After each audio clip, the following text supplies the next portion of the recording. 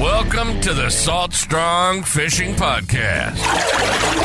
Salt Strong has been helping saltwater anglers catch more fish in less time for 10 years and is now the largest and most trusted saltwater fishing community in America.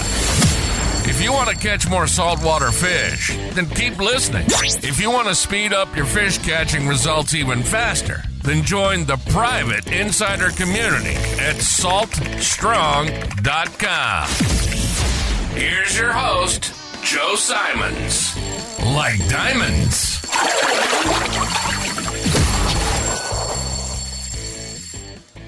Are you alive?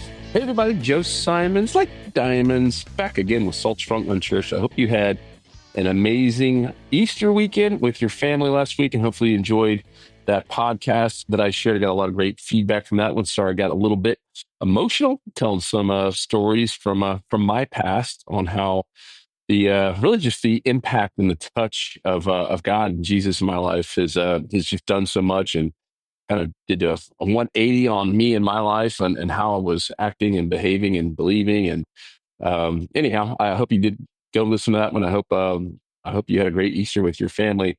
I'm going to share a little bit of what I heard at the church service that we went to. We go to a church here in Winter Haven.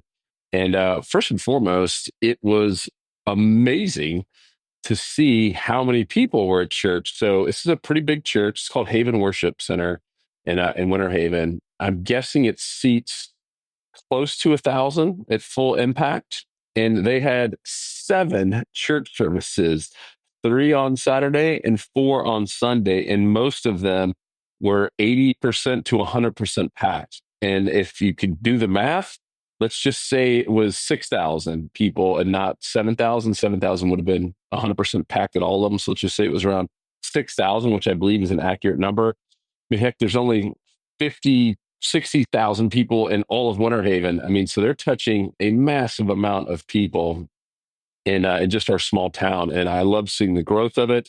I mean, they're still doing 3 services, sometimes 4 services every Sunday, and it's a packed house. So I'm excited. I think if you pay attention to the news, if you pay attention to social media, it seems like everything is negative, that no one believes in God anymore, that it's just a bunch of negative, hateful, hurtful atheists around. But I'm seeing something different when I show up on Sundays. And even just all the people who are downloading and listening to this UNCHURCHED podcast like you, thank you. That means we do have great people with big hearts and a love for God, and maybe don't know enough to have a love for Jesus, but just curious. That's kind of how this whole UNCHURCHED started.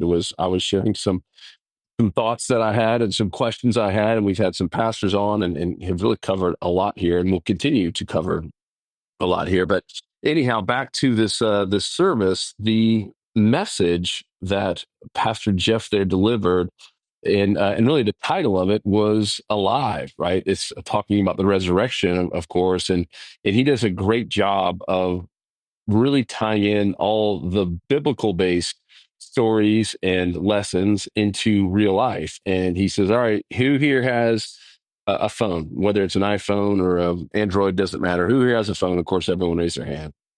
It's like, have you ever had your phone hit that 1% where it's not only a red bar, but it's like the very, very last sliver of a red bar possible? And, everyone kind of raised their hand. And he's like, in reality, your phone's still on, right? It still has some power. It just has very little power. And he's like, who here has felt like that before? And he's like, you don't have to raise your hands, but we were sitting a little bit towards the back. We got there a little bit late after checking the kids in and hanging out with my brother Dan, the man, and my parents who were there. And we were sitting in the back, and I could see a bunch of heads kind of going up and down. He's like, well, who here was maybe even just worn out getting your kids dressed and even just showing up to church? Who here is just worn out and just feels like you're alive, like you're still breathing, but you just don't have a lot of energy. You don't have the strength sometimes. You just feel like you're running on fumes. And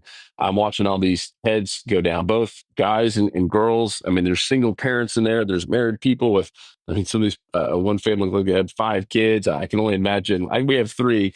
And it's some weeks are, I feel like we're drained. Like by the end of the week, we just want to relax and recharge. And I really loved that message. And he kind of pivoted into, that so many people are living like that and feeling like that. And that's not how God wants us to be. Obviously, if we're laboring and doing some great stuff, yes.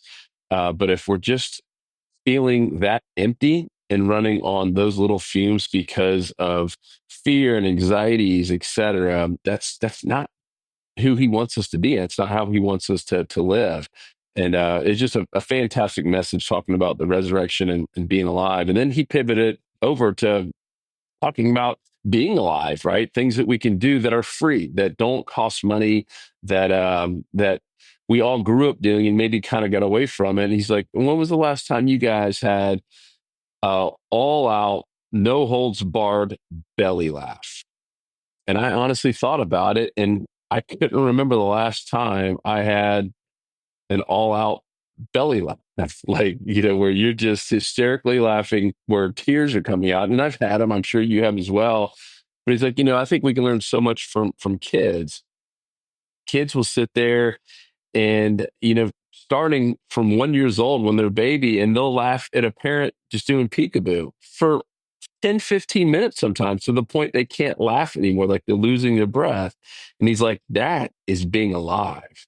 And he's like, what happened? Where did we go wrong? Why aren't we doing that?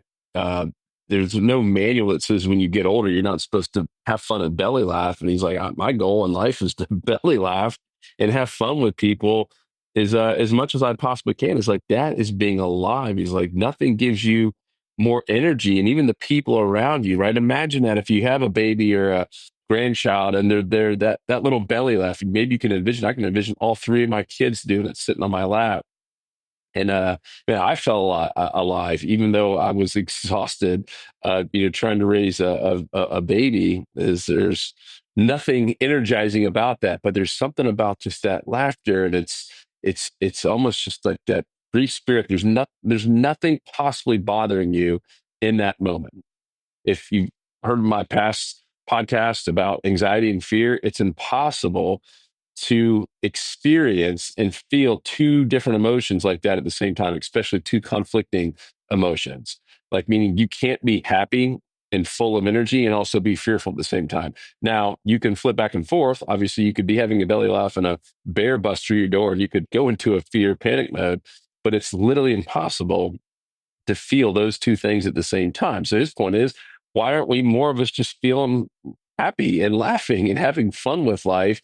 Every second that we're doing that is a second we can't be fearful and full of anxiety and stress and all the things that are going in our lives that drain us, right? Stress, anxiety, fear, thinking about future things that haven't even happened yet, spending so much of our time worrying. It just absolutely drains those batteries and gets you closer and closer to that 1% bar, which none of us want to be there. And, when you do get to that 1% bar, you and I both know it takes longer to charge you back up to 100, right? It's a whole lot easier to charge to 100 when you're at 37% or 40. So the goal is not to get down to that 1%. And so, interesting, that was Sunday morning. That Sunday afternoon, we went over to my parents' house, and I started telling dad jokes, old school dad jokes. I listened to this thing called Dock Talk. It's two guys on a dock, and on the water, and they're just telling dad jokes. And some of them are hilarious, some of them aren't.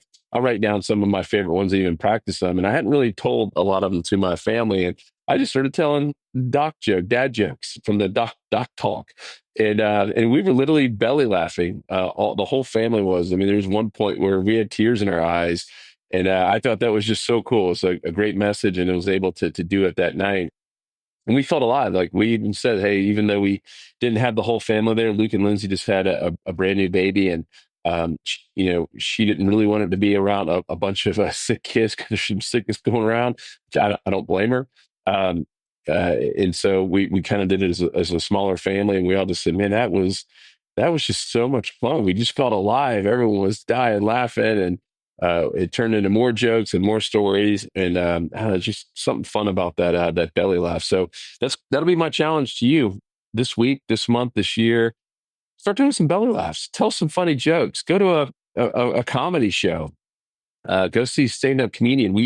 Lauren and I did do that. I guess that was probably the last time I did a true belly laugh.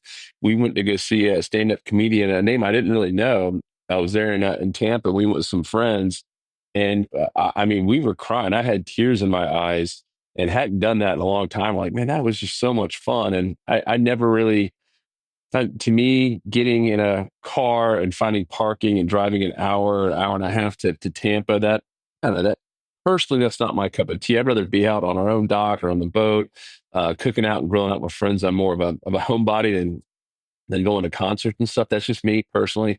But man, I came back with so much energy that night. I was like, that was so much fun. I want to do it again. And I found out there's a little comedy show place, some stand up and some amateur stuff here in town. I was like, let's go to that. It'd be a blast. A whole lot closer than going over to Tampa. But anyhow, that's my challenge to you. It's a challenge to me as well, is to go out there and belly laugh more. Be like a kid. Be free. What's interesting is none of my kids have any stresses. It's funny as they get older. Sana's now 13 and she'll be starting ninth grade. And it's kind of the kickoff, right, to when grades actually matter. I mean, grades don't mean diddly squat. The sixth grade is much as, some kids put pressure on themselves, maybe parents put pressure on themselves. Your grades are literally irrelevant. A college acceptance program can't even see your grades before ninth grade. So it literally, you could have all Fs. You might not go to the next grade, but you know where I'm going with this. It doesn't matter. And so next year's the first time it matters. And I'm already seeing Sean, and maybe it's because of teachers, what she's hearing, or maybe it's from parents. It's not for me, but maybe my wife, but already starting to have like the first signs of a little bit of stress about grades and stuff. Whereas my other two kids, they don't have stress in the world. They're just carefree. Their only stress is someone vacuum up my Legos and things like that. It's I don't know, it's such a good reminder to look at our kids or look at other kids if you don't have kids, and watch how they react to stuff. Watch how they play with people. Watch how they go through life. Watch how they laugh. And man, look, we got to be more like kids. Just such a good reminder to feel alive. And once again, if you didn't go listen to that last Easter service that I did, or Easter podcast service, if you happen to not be able to go to one yourself, go listen to it. It was a pretty impactful one on why Easter even matters. I think that is a question that we all need to know if we're going to celebrate it. I don't think it's worth going to the church or any of this stuff if we don't believe Easter. I mean, that's kind of the whole backbone of Christianity. So definitely go listen to that one. And if you have any questions or any thoughts, prayer requests, things that I've missed, because I'm sure I have, or things that you want me to cover, let me know. Joe@saltstrong.com is my email. I'd love to hear from you. Love to hear from all the listeners that do write in. But it makes my day. I try to get back to every single one. So I appreciate you big time. And I will talk to you on the next episode. Go out there and be alive. Want more fishing tips, shortcuts, and tools so you can catch more fish per trip? Then head over to saltstrong.com now and join the movement. Tight lines, and thanks for listening.